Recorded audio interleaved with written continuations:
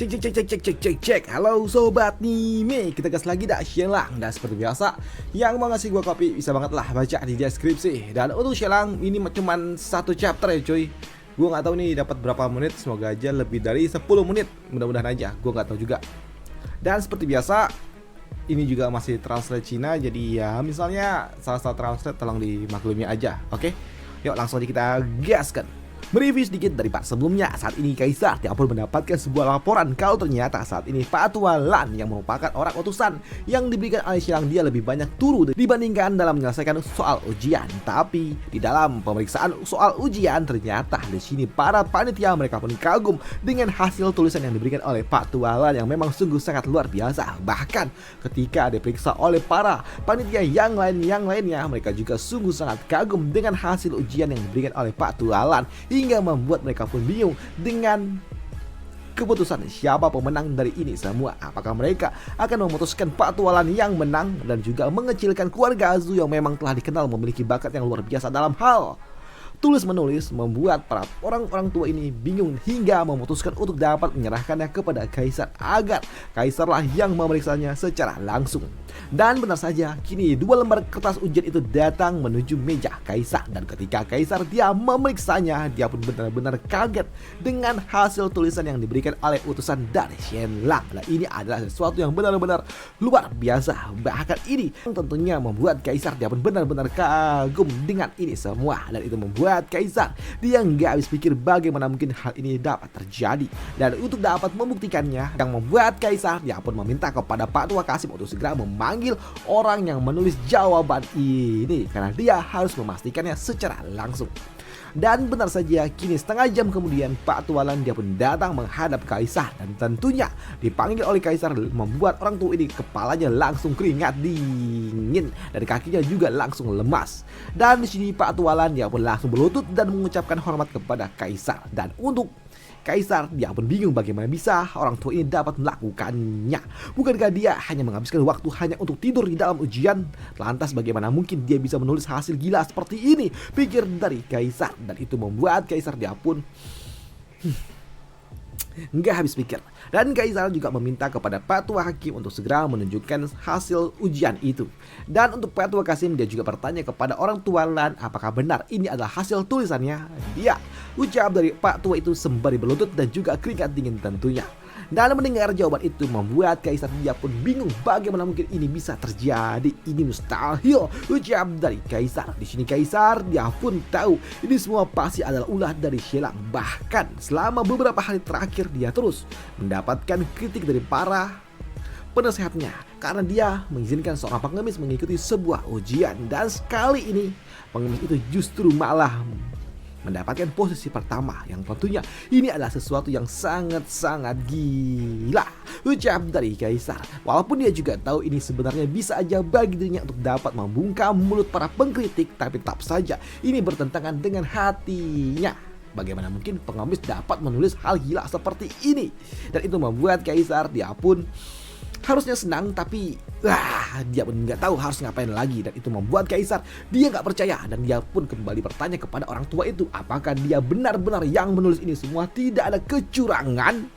Dan jika kau berani berkata curang dan kau bersikap curang, maka kau akan mendapatkan sebuah hukuman yang berat, ucap dari Kaisar. Dan untuk Pak Tua Lan tentunya dia nggak berani berkata yang tidak benar, dan dia mengatakan ini semua memang hasil tulisannya. Ini semua adalah hasil tulisannya. Hanya saja sebelumnya Shelang telah memberikan berbagai macam referensi untuk dirinya untuk dapat dia hafal. Jadi dia cuma menyalin ulang hasil tulisan yang diberikan oleh Shelang, yang membuat Kaisar dia pun ternyata ini semua adalah hasil pikiran dari Shelang. Sesuai dugaanku, ucap dari Kaisar. Pantas saja orang tua ini sungguh sangat cerdas. Dan Kaisar dia juga gak mau sampai orang tua Lan ini menjadi asistennya, orang kepercayaannya, karena dia hanyalah seorang pengemis. Tapi di sini Kaisar dia gak habis pikir kalau ternyata Shelang ini semua adalah ulah dari dirimu kah? Dasar kau.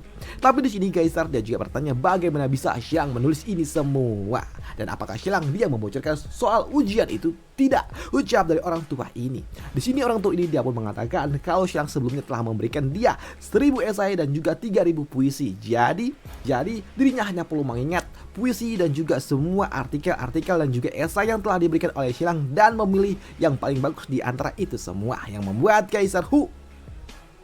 Benarkah? Gila nggak ini? Pikir dari Kaisar. Kaisar pun gak habis pikir bagaimana mungkin hal ini dapat terjadi. Bagaimana mungkin Xilang dia bisa memberikan 3000 puisi dengan kualitas tinggi seperti ini dan juga 1000 esai. Bagaimana mungkin? Pikir dari Kaisar. Di sini Kaisar dia pun benar-benar gak habis pikir bagaimana bisa Xilang dia memiliki hal gila seperti itu. Namun selepas itu juga di sini Kaisar dia juga memahami kalau orang tua ini sangat jago dalam hal kaligrafi dan juga matematika, karena itu nggak mungkin ada di dalam sebuah esai yang diberikan oleh Xilang. Jadi orang tua ini sangat pandai dalam hal matematika. Gila kah? Ini sungguh sangat gila. Ucap dari Kaisar yang gak habis pikir dengan ini semua. Bagaimana mungkin Xilang dapat menemukan sosok orang gila seperti ini, bahkan hanya membutuhkan waktu kurang dari 1 bulan untuk dapat menciptakan monster seperti ini, yang membuat Kaisar dia benar bingung bagaimana bisa Xilang menemukan sosok orang yang dapat memiliki ingatan fotografis seperti ini. Gila. Dan itu membuat Kaisar dia pun mencoba untuk dapat membuktikannya, dan dia meminta kepada Pak Tua Kasim untuk membawakan sebuah buku dan meminta kepada Pak Tualan untuk dapat menghafalnya selama setengah dupa.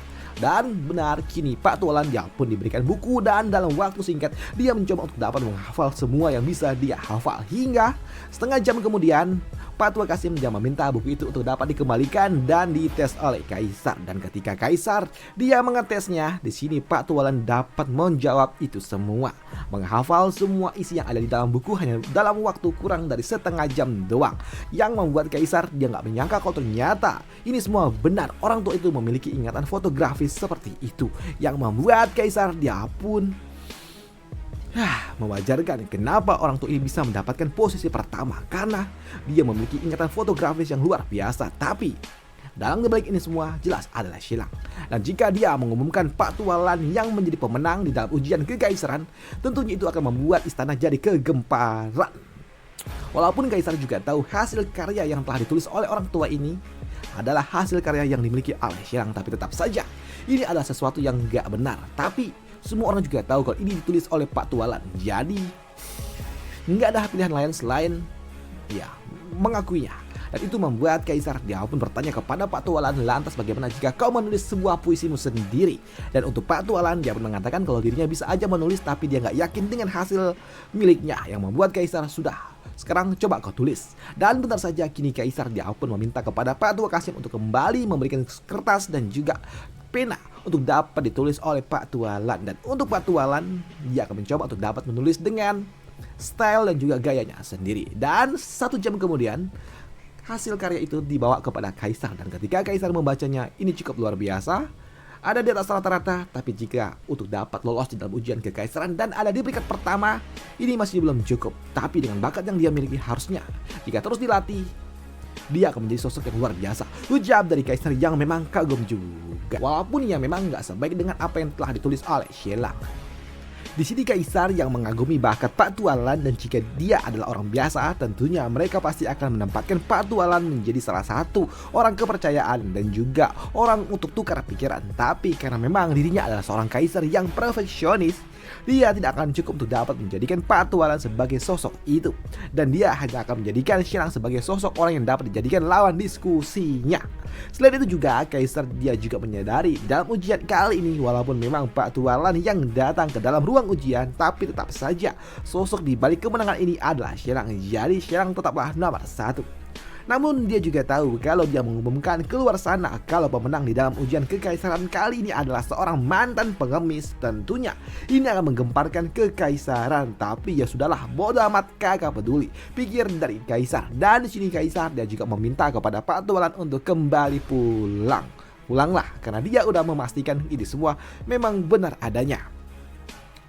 Dan setelah Pak Tualan pergi, di sini Kaisar dia pun merasa kalau ini benar-benar luar biasa, dan dia nggak peduli dengan apa yang akan diberikan ekspresi oleh para penasehat-penasehat dirinya. Dan aku akan mengumumkan ini semua keluar, ucap dari Kaisar. Dan untuk Kaisar dia juga merasa senang, dan dia ingin tahu bagaimana ekspresi yang akan ditunjukkan oleh semua orang yang ada di luar sana, ucap dari dirinya. Dan untuk Kaisar, untuk dapat membuat semua orang terkejut, dia meminta kepada Pak Tua Kasim untuk segera melaporkan hasilnya kepada para panitia. Dan Kaisar juga menitipkan sebuah kata-kata di mana beritahukan kepada mereka kalau keadilan dan juga kejujuran adalah hal yang terpenting di kekaisaran ini. Dan siapapun yang pantas mendapatkan juara pertama, maka dia akan mendapatkan juara pertama terlepas latar belakangnya, identitasnya, ataupun apapun itu, nggak peduli. Selama dia layak, maka dia akan menjadi nomor 1, ucap dari Kaisar. Dan sini Kaisar dia juga mengatakan kepada Pak Tua Qasim untuk menyampaikan kepada mereka untuk tidak melaporkan dan juga memberitahukan kepada siapapun siapa pemenangnya sampai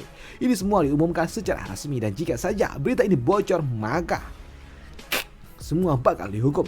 Bahkan untuk warga Zoo sendiri tidak boleh mengetahui hasil ujiannya sebelum diumumkan, ucap dari Kaisar, yang membuat Pak Tua Qasim dia pun paham akan tugasnya. Walaupun dia juga tahu jika Kaisar melakukan ini semua, tentunya ini akan sangat amat menggemparkan. Dan untuk Kaisar, setelah dia meminta kepada Pak Tua Qasim dan Qasim itu pergi, dia pun tahu kalau ini semua benar-benar luar biasa. Dan kali ini dia hanya perlu menunggu ujian militer dan bagaimana Xilang akan menghadapi ini semua. Dan jika saja Xilang berhasil, tentunya itu akan membuat Kaisar dia namanya juga akan semakin melejit, walaupun itu benar-benar akan merusak harga dirinya, pikir dari Kaisar. Dan dia meminta kepada Pak Tua Qasim lainnya lagi untuk segera pergi dan utus seseorang untuk dapat mengawasi ujian kekaisaran di bagian militer dan perlakukan semua dengan adil tanpa ada sebuah kecurangan, ucap dari Kaisar. Dan benar saja keesokan harinya pada akhirnya ujian kekaisaran bagian militer dimulai, yang tentunya itu semua menarik perhatian bagi banyak pihak, apalagi untuk Xilang dan juga kelompoknya yang merekrut 10 orang pengemis. Dan benar saja kini di depan ruang ujian, kini satu persatu orang-orang pengemis yang dibawa oleh Xilang mereka pun muncul. Dan tentunya itu semua menarik perhatian bagi semua orang karena ini tidak terlihat sama seperti para pengemis yang sebelumnya, hingga membuat orang-orang pun mengatakan kalau sepertinya Xilang dia merekrut seorang pengemis. Tapi ini semua beda, dan itu membuat mereka pun berpikir kalau sepertinya Xilang telah mencoba untuk dapat berbuat curang, mencarikan seorang joki untuk dapat lulus dalam ujian kekaisaran itu. Yang tentunya hal itu juga menotis perhatian bagi para panitia, hingga membuat panitia pun meminta identitas dari mereka. Dan ketika identitas itu diberikan, waduh, bentuknya beda, yang membuat Xishan dia pun panik dan dia jadi keringat dingin karena memang penampilannya sudah jauh berbeda, tidak seperti yang sebelumnya. Tapi untuk Xilang dia masih dapat terlihat tenang karena dia tahu walaupun mukanya itu berubah, tapi sidik jari tidak akan mungkin berubah, ucap dari Xilang. Jadi mereka pasti akan melakukan sebuah identifikasi dari sidik jari. Dan benar, sesuai dengan pikiran dari Xilang, kini panitia yang merasa kalau mukanya itu berbeda dari gambar yang sebelumnya membuat mereka pun melakukan sebuah uji biometrik ataupun ya sidik jari lah.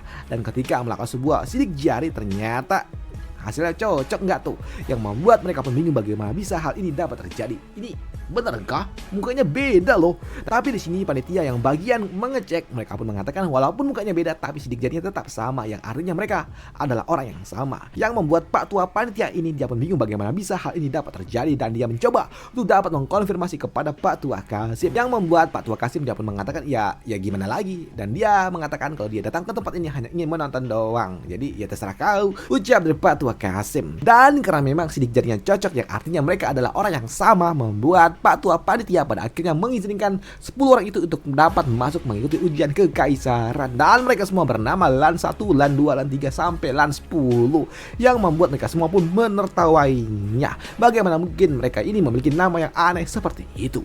Dan untuk para peserta yang lainnya, mereka pun mengatakan setelah ujian ini selesai, maka 10 orang itu bakal sesuai dengan rumor yang tersebar di luar sana. Dan apakah mereka dapat selamat? Waduh, akan dibahas di part lanjutannya aja coy, karena memang udah mentok sama rawnya di sini doang. Dan gua katakan sebelumnya ini cuma satu chapter, jadi ya gimana, cuma satu chapter. Kalau nggak gua bahas nanti bahas apa? Waduh. Udah itu aja untuk part kali ini, dan sampai jumpa di part lanjutannya. Dan ini masih translate Cina, dan jika salah-salah translate tolong maklumi aja. Kalau nggak seneng, translate sendiri dah, nanti gue bacain ulang. Waduh. Udah itu aja untuk part kali ini, dan sampai jumpa di part lanjutannya. Bye, thank you.